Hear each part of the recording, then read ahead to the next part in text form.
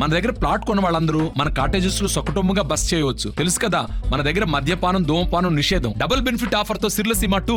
మరికొద్ది సేపట్లో సీఎం రేవంత్ రెడ్డి భద్రాచలం రాబోతున్నారు. శ్రీ సీతారామచంద్ర స్వామి దర్శనం అనంతరం ప్రతిష్టాత్మకంగా తీసుకున్న ఇందిరమ్మ ఇళ్ల పథకాన్ని కూడా సీఎం రేవంత్ రెడ్డి ప్రవేశపెట్టబోతున్నారు. అయితే ఈ సమావేశానికి భద్రాచలం బీఆర్ఎస్ ఎమ్మెల్యే తెల్లం వెంకట్రావు హాజరవుతారా లేదా అనే అంశంపై ఇంకా సందిగ్ధత కొనసాగుతుంది. మనకు అందుబాటులో ఎమ్మెల్యే తెల్లం వెంకట్రావు ఉన్నారా అని అడిగి అసలు విషయం తెలుసుకునే ప్రయత్నం. సార్, మీరు బీఆర్ఎస్ తరపున భద్రాచలం ఎమ్మెల్యేగా ఎన్నికయ్యారు. అనేక అనూహ్య పరిణామాల మధ్య ఇక్కడ స్థానిక అభ్యర్థి పొదం వీరపై మీరు విజయడంగా మోగించారు. ఆ తర్వాత మీరు సీఎం రేవంత్ రెడ్డిని కుటుంబ సమేతంగా కలవడం పూర్తిగా రాష్ట్ర వ్యాప్తంగా చర్చనీయాంశమైంది. మీరు కాంగ్రెస్ లోకి వెళ్తారా, బీఆర్ఎస్ లోనే ఉంటారా అనే అంశంపై ఇంకా సందిగ్ధత కొనసాగుతుంది. దీనిపై ఏమైనా స్పష్టత ఇస్తారా? ఆర్టీవీ మిత్రులకి ధన్యవాదాలు. నిజంగా ఒక వారం రోజుల నుంచి మీడియాలో కానీ, వాట్సాప్లో కానీ, యూట్యూబ్లలో కానీ వస్తున్నమాట వాస్తవం. నేను కలిసిన మాట వాస్తవం ముఖ్యమంత్రి గారిని. నేను బీఆర్ఎస్ పార్టీని కన్నదండ్రిగా నాకు టికెట్ ఇచ్చి బీఆర్ఎస్ పార్టీ ద్వారా గెలిచిన మాట వాస్తవం. నేను ఈరోజు ఏదైతే అభివృద్ధి కావాలనుకుంటున్నానో, ప్రజలు భద్రాచలమ ప్రజలు, నియోజకవర్గ ప్రజలు, దాంట్లో ఎస్పెషల్లీ భద్రాచలం టౌన్ ప్రజలందరూ కూడా ఈరోజు అభివృద్ధిని కోరుకుంటున్నారు. అభివృద్ధి అంటే ఇక్కడ ఏంటంటే డివైడర్స్, దాంతో మనం ఉమ్మడి రాష్ట్రంలో ఉన్నప్పుడు భద్రాచలం పరిస్థితి, దేవాలయం పరిస్థితి ఎలా ఉంది, బైఫర్కేషన్ అయిపోయిన తర్వాత దేవాలయం పరిస్థితి ఏముంది అని ప్రజలు గమనించి, ప్రజలు ఈరోజు భద్రాచలం టెంపుల్ కానీ, అదేవిధంగా 2002లో వచ్చిన పెద్ద విపత్తు గోదావరి ఉప్పెనలాగా వచ్చి మునిగిపోయిన భద్రాచలం చాలా వరకు భద్రాచలం మునిగిపోయిన మాట వాస్తవం.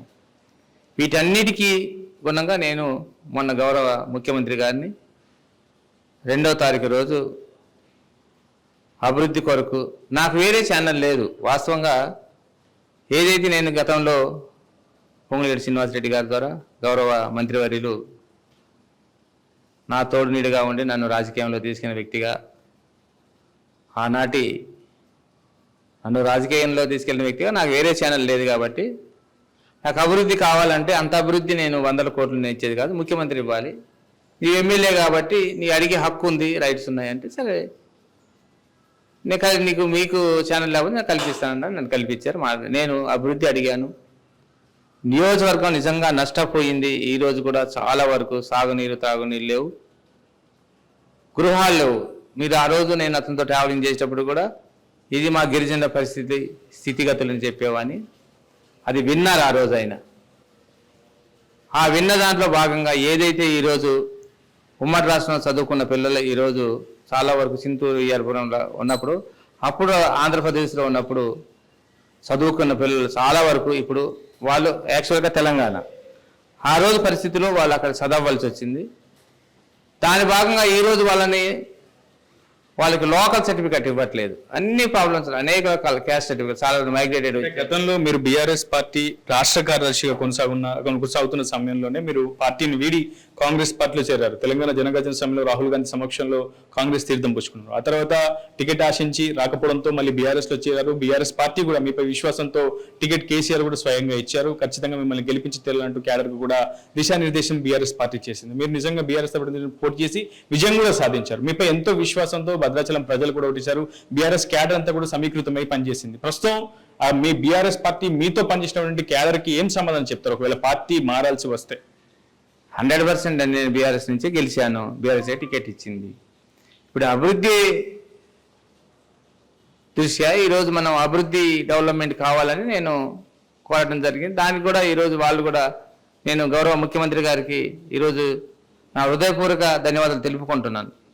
ముఖ్యమంత్రి అనే వాళ్ళు భద్రాచలం రావటమే చాలా తక్కువ భద్రాచలంకి, దానికి అభివృద్ధి నోసుకోలేదు. ఈరోజు ఆయన వస్తున్నారు, ఆయనకి ప్రత్యేకంగా నా హృదయపూర్వక ధన్యవాదాలు తెలుపుకుంటున్నాను. ఎందుకంటే ముఖ్యమంత్రి గారు వచ్చి నా యొక్క ఈవెంట్ 21 మంచి ప్రోగ్రాన్ని మన కూడు గుడ్డ అన్న దాంట్లో ఈరోజు కూడు గుడ్డ నీడ అన్న దాంట్లో భాగంగా ఈరోజు ఇళ్ల కార్యక్రమాన్ని లాంఛనంగా, ఇందిరమ్మ ఇళ్ళ లాంఛనంగా ఈరోజు అధికారికంగా, అది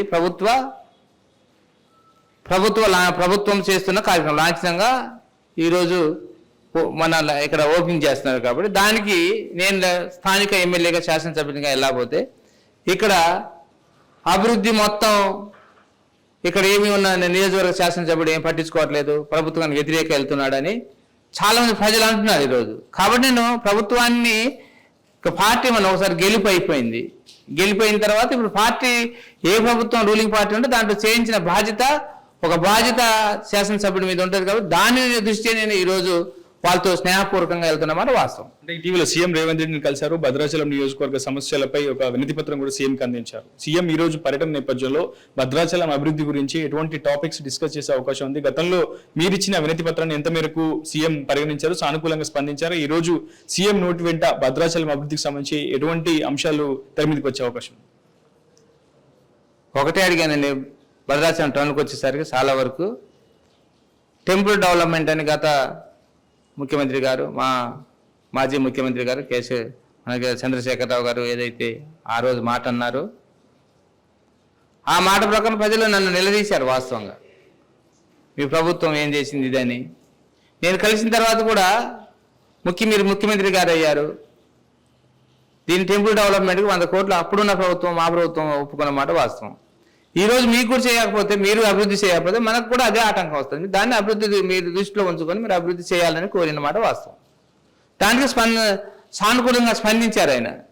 వెంటనే మన చీఫ్ సెక్రటరీని పిలిచి అసలు భద్రాచలం ఫైల్ తీయండి, అసలు టెంపుల్ డెవలప్మెంట్ ఏంటి, ఆ కరకట్ట అయిందనే సమస్యని వాళ్ళు బయటికి తీసి ఈరోజు నిన్న రివ్యూలో కూడా నేను ఉన్నాను. వాస్తవంగా ఒక 2 లైన్లు తీయాలి మనం, 2 లైన్లు కూడా వాళ్ళకి తీస్తే అభివృద్ధి చెందుద్ది.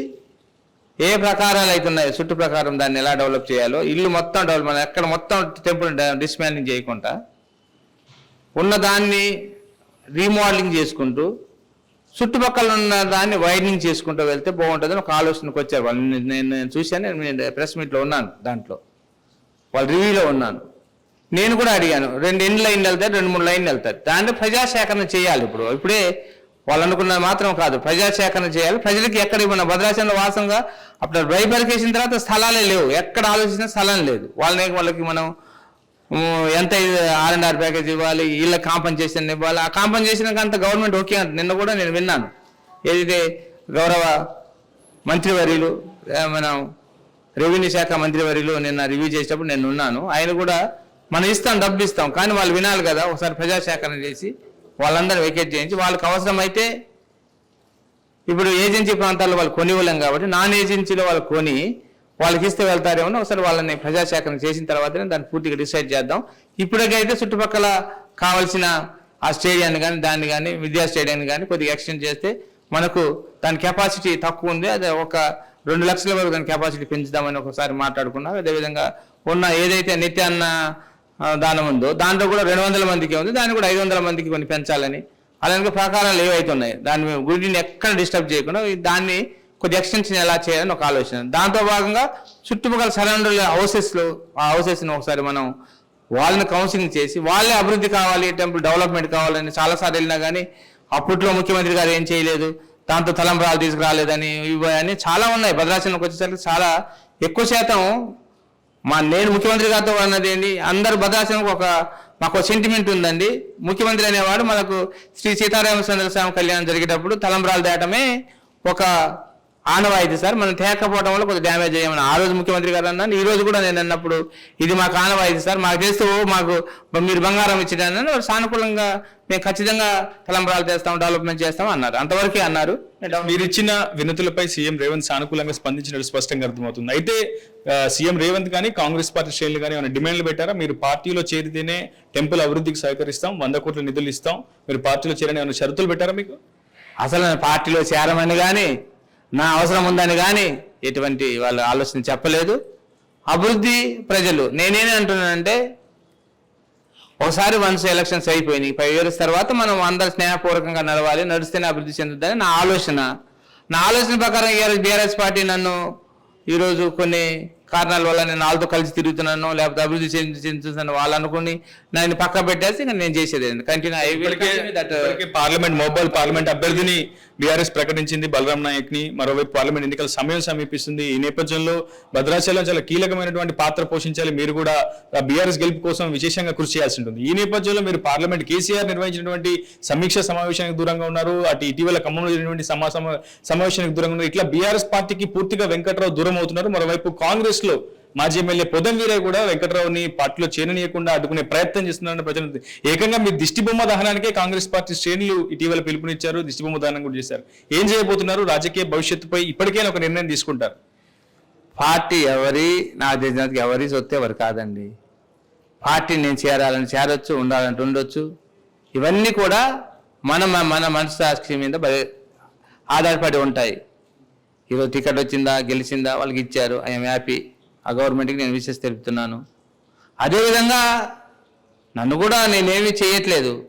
దానంత మాత్రం వాళ్ళతో నేను ఇప్పుడు ఒకసారి ఒక సమావేశానికి అటెండ్ కాకపోతే ఏదో అయిపోయిందని వాళ్ళకు ఒక అపోహ ఉండుండొచ్చు. నాకు తెలియంగా అయితే వెళ్ళిపోతాడో ఉంటాడని. ఇప్పుడు అలా అంటే చాలా మీటింగ్ రావట్లేదు, మా పార్టీ వల్ల చాలా మీటింగ్ రావట్లేదు. అదేవిధంగా నాకు కొన్ని కారణాలు, ఫ్రెండ్స్, లేకపోతే మేము మా ఫ్యామిలీ టూరు, లేకపోతే నాకు హెల్త్ బాగుంది, ఎన్నో 2-3 కారణాలు ఉన్నాయి. 2-3 కారణాలు కూడా నేను అటెండ్ కాదనమాట వాస్తవం.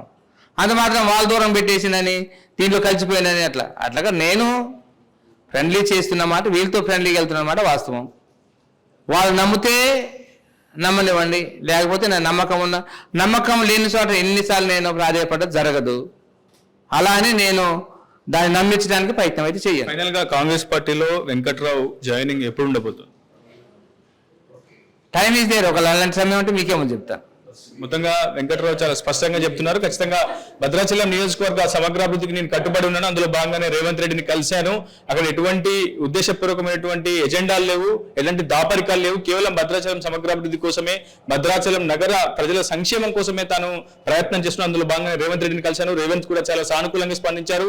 అందులో భాగంగానే ఈ రోజు భద్రాచలంకు రేవంత్ రెడ్డి స్వయంగా రాబోతున్నారు. రేపు శ్రీరామనవమికి సీతారాముల కళ్యాణానికి కూడా రేవంత్ రెడ్డి స్వయంగా వచ్చి పట్టు వస్త్రాలు, తలంబ్రాలు సమర్పించాలని కోరిన ఆయన కూడా అందుకు సానుకూలత వ్యక్తం చేశారని వెంకట్రావు చెప్తున్నారు. ఇక్కడ ఎటువంటి రాజకీయ దురుద్దేశాలు కానీ, ఉద్దేశాలు కానీ, ఎజెండాలు లేవు కానీ చాలా స్పష్టంగా చెప్తున్నారు. తాను ప్రస్తుతం బీఆర్ఎస్ పార్టీలోనే కొనసాగుతున్నాను, పార్టీ దూరం పెట్టినప్పటికీ తాను నిబద్ధతగానే ఉంటున్నాను, కానీ పార్టీ తన సేవలు వినియోగించుకుంటుందా లేదా అనేది అధిష్టానానికి వెంకట్రావు వదిలేస్తున్నారు. కాంగ్రెస్ పార్టీలో తన జాయినింగ్ సంబంధించి ఇప్పటివరకైతే ఎటువంటి క్లారిటీ ఇవ్వట్లేదు. నిజంగా దేవుడు ఆదేశిస్తే, నిజంగా తన ప్రజలు ఆదేశిస్తే, ప్రజలు సహకరిస్తే ఖచ్చితంగా కార్యకర్తల నిర్ణయం మేరకే తన రాజకీయ ప్రయాణం కొనసాగుతుందని వెంకట్రావు స్పష్టంగా చెప్తున్నారు. రిపోర్టర్ ఉదయ్, RTV, భద్రాచలం నుంచి. మరిన్ని వీడియోస్ కోసం ఛానల్ ని సబ్స్క్రైబ్ చేయండి. లేటెస్ట్ అప్డేట్స్ కోసం వాట్సాప్ ఛానల్ ని ఫాలో చేయండి. అండ్ లింక్ డిస్క్రిప్షన్ లో ఉంది.